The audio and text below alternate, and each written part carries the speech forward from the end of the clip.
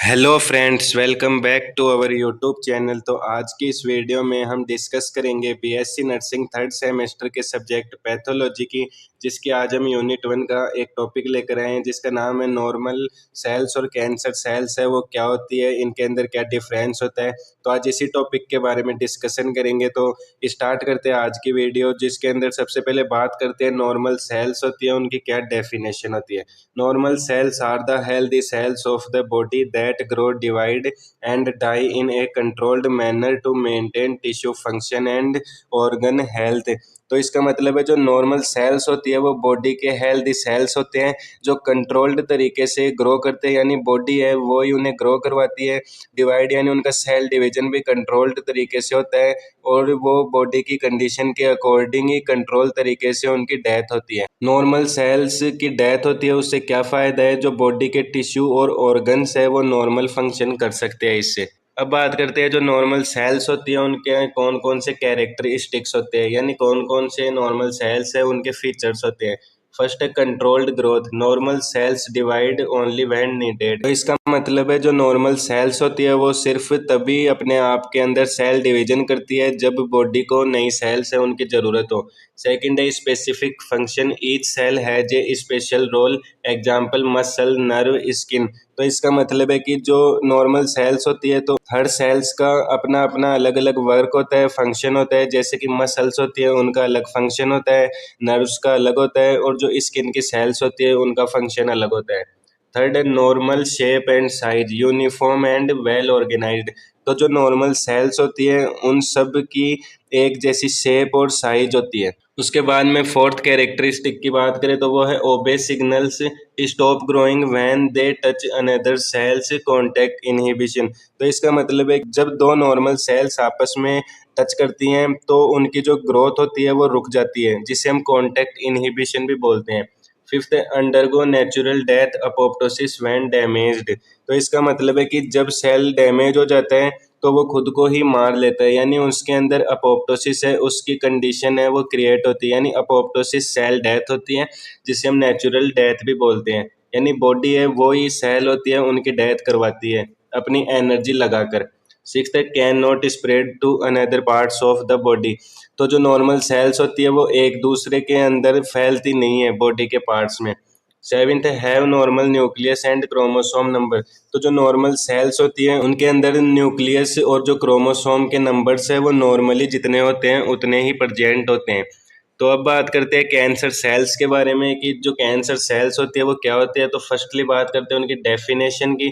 Cancer cells are abnormal cells that grow uncontrollably, ignore normal growth signals and can invade other tissues and organ. तो इसका मतलब है कि जो cancer cells होते हैं वो एबनॉर्मल सेल्स होते हैं जो अनकंट्रोल तरीके से ग्रो करते हैं बॉडी में, और जो नॉर्मल सिग्नल्स होते हैं बॉडी को उनको इग्नोर करते हैं, और जो उनके आसपास के टिश्यू और ऑर्गन्स होते हैं उनके अंदर भी ये स्प्रेड हो सकते हैं। उसके बाद में आते हैं जो कैंसर सेल्स होती है उसके कौन कौन से कैरेक्टरिस्टिक्स होते हैं। फर्स्ट है uncontrolled growth, divide rapidly without stopping. तो इसका मतलब है कि जो कैंसर की सेल्स होती हैं उनकी ग्रोथ है वो अनकंट्रोलेबल होती है, यानी बॉडी उनको कंट्रोल नहीं कर पाती। तो जो कैंसर सेल्स होती है वो बिना रुके रैपिडली अपने अंदर सेल डिवीजन है वो कर सकती है। सेकंड है loss of differentiation, do not perform normal functions. तो इसका मतलब है कि जो कैंसर सेल्स होती है वो अपना नॉर्मल फंक्शन है वो नहीं करती है। Abnormal shape and size, irregular nucleus, variable size. इसका मतलब है जो कैंसर की सेल्स होती है तो इनका जो न्यूक्लियस होता है वो भी इरेगुलर होता है, और इनका साइज है वो घट भी सकता है और बढ़ भी सकता है।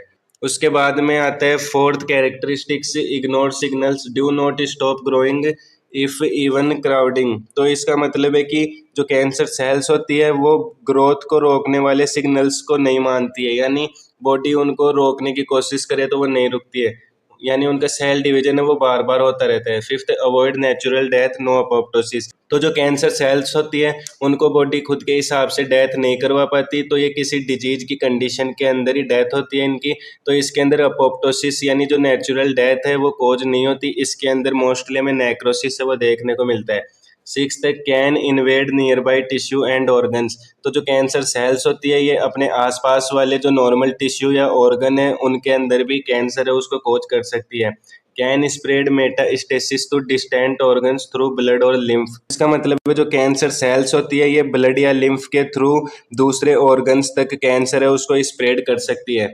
So gene mutations and abnormal DNA, इनमें डीएनए चेंज होते रहते हैं और जीन से उनका म्यूटेशन होता है, इसलिए जो कैंसर सेल्स होती है वो एबनॉर्मली तरीके से वर्क करती है बॉडी में।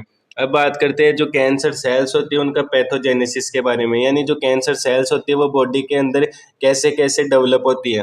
फर्स्टली क्या होता है, बॉडी के अंदर नॉर्मल सेल्स होती है, DNA damage, mutation by chemicals, virus, radiation etc.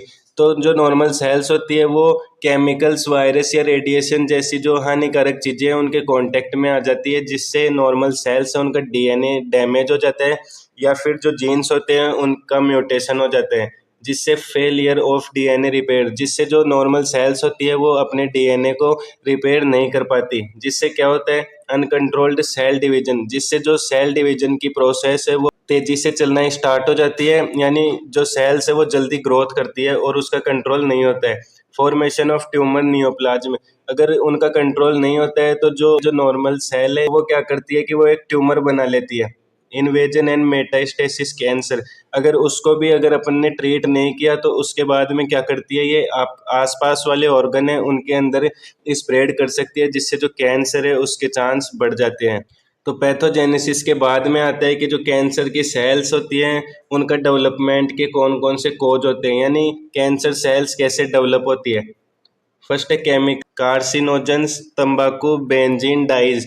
अगर कोई पर्सन है वो लंबे समय से जो तंबाकू है उसका सेवन कर रहे हैं या फिर बेंजीन या डाई इनके कांटेक्ट में आ रहे हैं तो इससे कैंसर सेल्स है उनके डेवलपमेंट होने के चांस है वो बढ़ जाते हैं।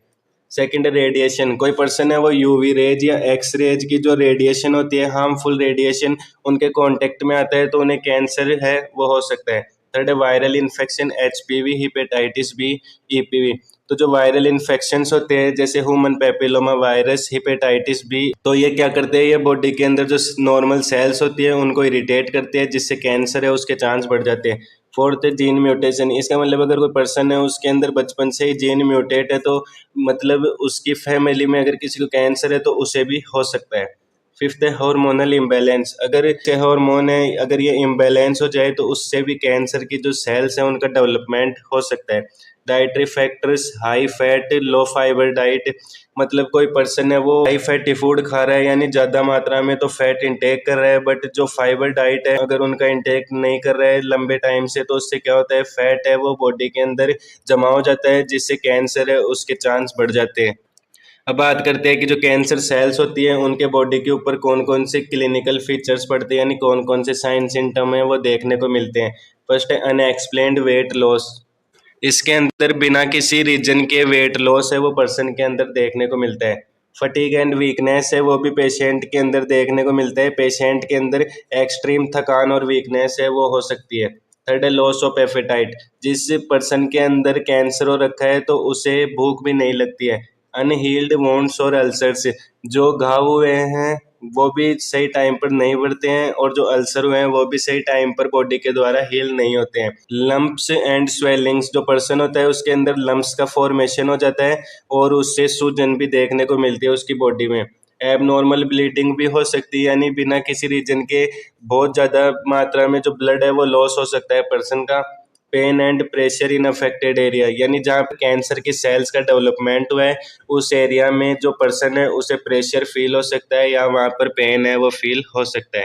अब बात करते हैं प्रिवेंशन ऑफ कैंसर सेल्स, यानी जो कैंसर सेल्स हैं उनको कैसे फैलने से रोका जाए। तो फर्स्ट है avoid smoking and tobacco use, person है उसे स्मोकिंग और तंबाकू नहीं करना चाहिए, यानी बीड़ी सिगरेट नहीं पीनी चाहिए और जो तंबाकू होते हैं उसे नहीं खाना चाहिए, उनको अवॉइड करना है। सेकंड है healthy diet rich in fruits vegetable fibre, person है उसको हेल्दी डाइट लेनी चाहिए, जैसे फ्रूट्स लेने चाहिए, वेजिटेबल्स, और जो फाइबर डाइट होती है उसका इंटेक एक्सेसिव मात्रा में करना चाहिए, यानी इसके अंदर क्या होता है जो पर्सन होता है उसे फैटी फूड जैसी चीज़ों से बचना है। थर्ड है रेगुलर एक्सरसाइज, पर्सन है उसे रेगुलर एक्सरसाइज करते रहना है। फोर्थ है protect from UV radiation, person है उसको किसी भी रेडिएशन है उससे प्रोटेक्ट करना है, यानी उसके एक्सपोज में नहीं आना है। फिफ्थ है vaccination, example HPV, hepatitis B, तो इसका मतलब है कि अगर पर्सन में उसके अंदर वायरल इन्फेक्शन है जैसे एचपीवी और हिपेटाइटिस बी, तो उसका भी वैक्सीनेशन करवा लेना चाहिए, जिससे जो कैंसर सेल्स है उनका प्रिवेंशन हो सकता है, यानी कैंसर उस पर्सन को होने के चांस है वो कम हो जाते हैं। Six, regular screening and early detection. Person उसको टाइम टू टाइम अपनी स्क्रीनिंग करवा लेनी चाहिए, जिससे क्या फ़ायदा होता है कि जो कैंसर है अगर वो बॉडी के अंदर अकर होता है तो पहले ही पता चल जाता है, जिससे ट्रीटमेंट के थ्रू ट्रीट कर सकते हैं। सेवेंथ है avoid exposure to chemicals and radiation. जो पर्सन होता है उसे केमिकल्स और रेडिएशन है उनके कांटेक्ट में आने से खुद को अवॉइड करना है, जिससे जो कैंसर सेल्स है उनका फॉर्मेशन नहीं होता है बॉडी में। तो ये थे प्रिवेंशन। उसके बाद में बात करते हैं कि जो नॉर्मल सेल्स होती है और जो कैंसर सेल्स होती है उनमें क्या डिफरेंस होता है। फर्स्ट है ग्रोथ ऑफ सेल, यानी दोनों के अंदर सेल की ग्रोथ है वो कैसी होती है। इन normal sales growth is normal. तो जो नॉर्मल सेल्स होती है उनके अंदर ग्रोथ है वो कंट्रोल होती है, यानी बॉडी है वो उसे कंट्रोल कर सकती है, यानी बॉडी को जितनी सेल्स की ज़रूरत है उतनी ही सेल्स है उनका फॉर्मेशन होता है। इन cancer cells growth is uncontrolled. और जो कैंसर सेल्स होती है उनके अंदर जो सेल्स होती है उनका ग्रोथ है वो अनकंट्रोल्ड होता है, यानी बॉडी के कंट्रोल में नहीं होता, वो कितनी भी ग्रोथ हो सकती है।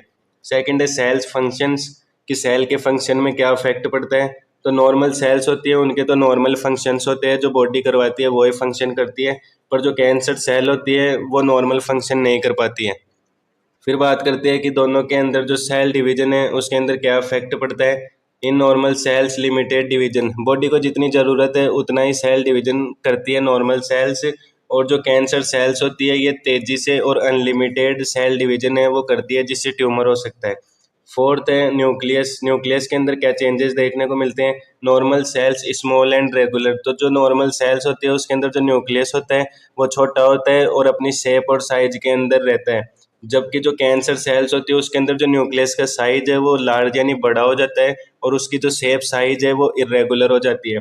फिफ्थ है सेल है उसके शेप में क्या फर्क पड़ता है। तो नॉर्मल सेल्स होती है उनके अंदर तो जो सेल की जो शेप होती है वो बिल्कुल सही होती है, यानी जैसी सेल्स प्रेजेंट होती है वैसी उनकी शेप होती है, जबकि कैंसर सेल्स होती है उनके अंदर उनकी जो शेप होती है वो वेरिएबल यानी बदल सकती है, यानी बड़ी भी हो सकती है छोटी भी हो सकती है। उसके बाद में बात करते हैं cell death. In normal cells undergo apoptosis.